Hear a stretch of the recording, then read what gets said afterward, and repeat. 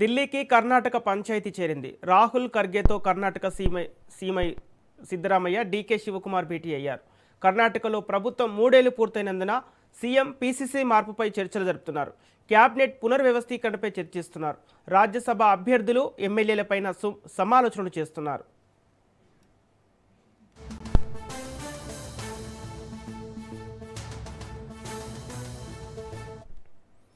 ఢిల్లీకి కర్ణాటక పంచాయతీ చేరింది. Rahul ఖర్గేతో Karnataka CM Siddaramaiah, DK శివకుమార్తో భేటీ అయ్యారు. కర్ణాటకలో ప్రభుత్వం 3 ఏళ్లు పూర్తయినందున సీఎం పీసీసీ మార్పుపై చర్చలు జరుపుతున్నారు. క్యాబినెట్ పునర్వ్యవస్థీకరణపై చర్చిస్తున్నారు. రాజ్యసభ అభ్యర్థులు, ఎమ్మెల్యేలపైన సమాలోచనలు చేస్తున్నారు. ఇక ఇదే అంశానికి సంబంధించి పూర్తి డీటెయిల్స్ మా ప్రతినిధి రాజు లైవ్ ద్వారా అందిస్తారు. కర్ణాటక రాజకీయం ఢిల్లీకి చేరింది. ఢిల్లీలో కాంగ్రెస్ పార్టీ పెద్దలను కలిసేందుకు నిన్న సాయంకాలమే ఢిల్లీకి చేరుకోవడం జరిగింది. కర్ణాటక సీఎం, అదేవిధంగా కర్ణాటక డిప్యూటీ సీఎం ఇద్దరు కూడా ఢిల్లీలో ప్రస్తుతం ఉన్నారు.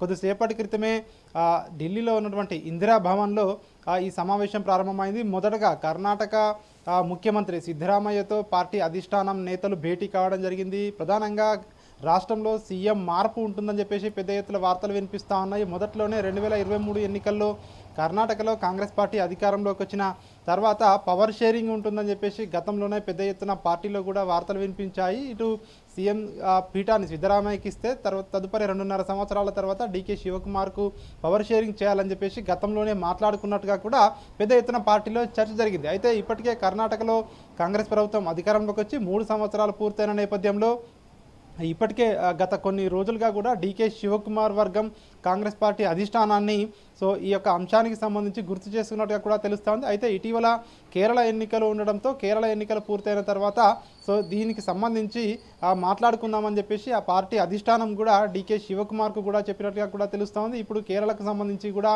ముఖ్యమంత్రి పీఠం ఎన్నిక అవన్నీ కూడా పూర్తయిన నేపథ్యంలో ప్రస్తుతం కర్ణాటకకు సంబంధించి ముఖ్యమంత్రి ఏదైతే పీఠాన్ని మార్పుకు సంబంధించి చర్చ జరుగుతున్నట్టుగా కూడా తెలుస్తుంది. అయితే ముఖ్యమంత్రిని మారుస్తారా, లేదంటే అదే విధంగా ఉంచి కేవలం మంత్రివర్గ ప్రక్షాళనతో సరిపెడతారా అన్నటువంటి అంశానికి సంబంధించి క్లారిటీ రావాల్సి ఉంటుంది. అయితే మొదటగా వీరికి సంబంధించి ఇద్దరు కూడా CM Siddaramaiah, deputy chief minister DK Shivakumar కూడా ఢిల్లీకి కొంతమంది మంత్రులతో తమ అనుచరులతో ఇప్పటికే ఢిల్లీకి వెళ్ళడం జరిగింది. ఢిల్లీలో బల ప్రదర్శన చూపిస్తున్నట్టుగా కూడా తెలుస్తూ ఉంది. ఎందుకంటే తమకు ఎంతమంది మంత్రులు, ఎంతమంది ఎమ్మెల్యేల మద్దతు ఉందని చెప్పేసి కూడా అధిష్టానానికి చూపించుకునే విధంగా కూడా వారు ఢిల్లీ పర్యటనలో ఉన్నట్టుగా కూడా తెలుస్తూ ఉంది. మొదటగా సీఎం సిద్ధరామయ్యతో భేటీ అయినట్టుగా కూడా తెలుస్తూ ఉంది. రాష్ట్రంలో కాంగ్రెస్ పార్టీ పరిస్థితి ఏ విధంగా ఉంది, రాబోయే మరో 2 ఏళ్లలో అక్కడ అసెంబ్లీ ఎన్నికలు జరగబోతా ఉన్నాయి, పార్టీ పరిస్థితి ఏ విధంగా ఉంది, అదేవిధంగా ప్రభుత్వంపై వ్యతిరేకత ఎంత మేర ఉంది, దాన్ని తగ్గించుకోవాలంటే ఏ విధంగా ముందుకు వెళ్ళాలి అన్నటువంటి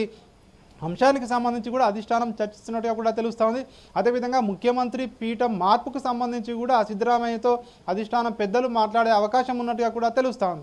అదేవిధంగా ఆయనతో భేటీ తర్వాత డిప్యూటీ సీఎం డీకే శివకుమార్తో కూడా పార్టీ పెద్దలు సమావేశం కాబోతా ఉన్నారు. వీరిద్దరితో సమావేశమైన తర్వాత అధిష్టానం ఒక నిర్ణయం తీసుకునే అవకాశం కనిపిస్తోంది. ఇప్పటికే డీకే శివకుమార్ మద్దతుదారులు కావచ్చు, అదేవిధంగా డీకే శివకుమార్ కానివచ్చు మొదటి నుంచి చెప్తా ఉన్నారు ఖచ్చితంగా సీఎం పీఠాన్ని ఇవ్వాలని చెప్పేసి కూడా పార్టీకి చెప్తున్నట్టుగా కూడా తెలుస్తోంది. కానీ బయట ఎక్కడా కూడా డీకే శివకుమార్ దీని గురించి స్పందించడం లేదు. పార్టీ ఏ నిర్ణయం తీసుకున్నా కట్టుబడి ఉంటామని చెప్తా ఉన్నప్పటికీ కూడా ఖచ్చితంగా సీఎం పీఠాన్ని ఇస్తేనే రాబోయే 2 ఏళ్లలో ఎన్నికలు జరగబోతా ఉన్నాయి, ఆ తర్వాత ఎలక్షన్స్ మొత్తం నేనే చూసుకుంటానని చెప్పి కూడా అధిష్టాన పెద్దలకు డీకే శివకుమార్ చెప్పే అవకాశం కనిపిస్తూ ఉంది. ఒకవేళ కాంగ్రెస్ పార్టీ అధిష్టానం కనుక ముఖ్యమంత్రి మార్పు అనేది తథ్యమైతే మాత్రం డీకే శివకుమార్కు కాకుండా ఎస్సీ సామాజిక వర్గానికి చెందినటువంటి నాయకునికి ముఖ్యమంత్రి పదవి ఇవ్వాలని చెప్పి కూడా సిద్ధరామయ్య కాంగ్రెస్ పార్టీ పెద్దలకు వాళ్ళ దృష్టికి తీసుకెళ్ళినట్టుగా కూడా తెలుస్తూ ఉంది. అయితే డీకే శివకుమార్తో తనకు ఎలాంటి విభేదాలు లేవు అంటూనే ఒకవేళ ముఖ్యమంత్రి పీఠాన్ని మార్చాల్సి వస్తే ఎస్సీ సామాజిక వర్గానికి ఇస్తే రానున్న రోజుల్లో వచ్చే ఎన్నికల్లో అది కాంగ్రెస్ పార్టీకి లాభం చేకూరుతున్నటువంటి విధంగా కూడా సిద్ధరామయ్య పార్టీ అధిష్టానానికి చెప్తున్నట్టుగా కూడా తెలుస్తూ ఉంది. కానీ డీకే శివకుమార్ వర్షన్ మాత్రం ఖచ్చితంగా రానున్న 2 సంవత్సరాల్లో ఎన్నికలు జరగబోతా ఉన్నాయి. కాంగ్రెస్ పార్టీపై ఉన్న వ్యతిరేకత, ప్రభుత్వంపై ఉన్నటువంటి వ్యతిరేకత పోవాలంటే ఖచ్చితంగా మంత్రివర్గ ప్రక్షాళన జరగాలి, సీఎం పీఠం ఏదైతే మార్పు అధికార పీఠం కూడా మారాలని చెప్పేసి కూడా ఆయన చెప్తున్నట్టుగా కూడా తెలుస్తుంది. అదేవిధంగా పీసీసీ చీఫ్గా కొనసాగుతున్నటువంటి డీకే శివకుమార్ ప్రస్తుతం ఆయన పీసీసీ చీఫ్ తొలగిస్తే మాత్రం ఖచ్చితంగా ఆయనకు ముఖ్యమంత్రి పీఠాన్ని ఇవ్వక తప్పని పరిస్థితి కాంగ్రెస్ పార్టీ అధిష్టానానికి ఉంది అని చెప్పేసి కూడా ఒకవైపు పార్టీలో వార్తలు వినిపిస్తూ ఉన్నాయి. సో ఏం జరగబోతా ఉంది అనేది సో ఈరోజు క్లారిటీ వచ్చే అవకాశం ఉంది. అయినప్పటికీ ఈరోజు కేవలం ముఖ్యమంత్రి ఏదైతే పీఠ మార్పు అదేవిధంగా మంత్రివర్గ ప్రక్షాళన ఉంటుందా, ఉంటే ఎంతమంది మంత్రులను తప్పిస్తారు, అదేవిధంగా దీంతో పాటు రాజ్యసభ ఎన్నికలకు సంబంధించి కూడా ఈరోజు చర్చ జరిగే అవకాశం కనిపిస్తూ ఉంది. ఇప్పటికే రాజ్యసభ ఎన్నికలకు సంబంధించి షెడ్యూల్ కూడా విడుదలైంది. కర్ణాటకలో 4 రాజ్యసభ స్థానాలకు ఇప్పటికే షెడ్యూల్ విడుదలైంది. అందులో కాంగ్రెస్ పార్టీ సునాయాసంగా 2 స్థానాలను గెలుచుకునే అవకాశం కనిపిస్తూ ఉంది.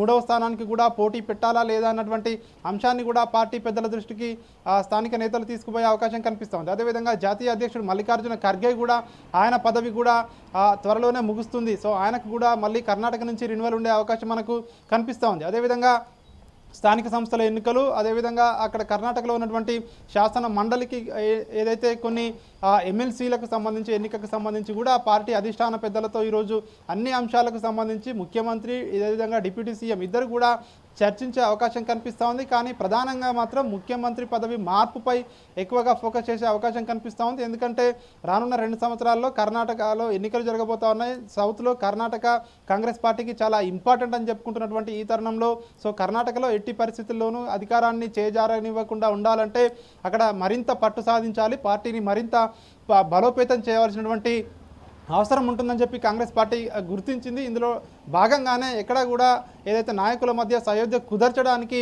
సో ఈరోజు ఢిల్లీకి పిలిపించినట్టుగా కూడా తెలుస్తూ ఉంది. మరి అధికార మార్పు ఉంటుందా, సీఎం పీఠం మార్పు, లేదంటే కేవలం మంత్రివర్గ ప్రక్షాళనతో సరిపెడతారా అన్నటువంటి అంశానికి ఈరోజు ఒక క్లారిటీ వచ్చే అవకాశం మనకు కనిపిస్తూ ఉంది. Okay, thank you Raju.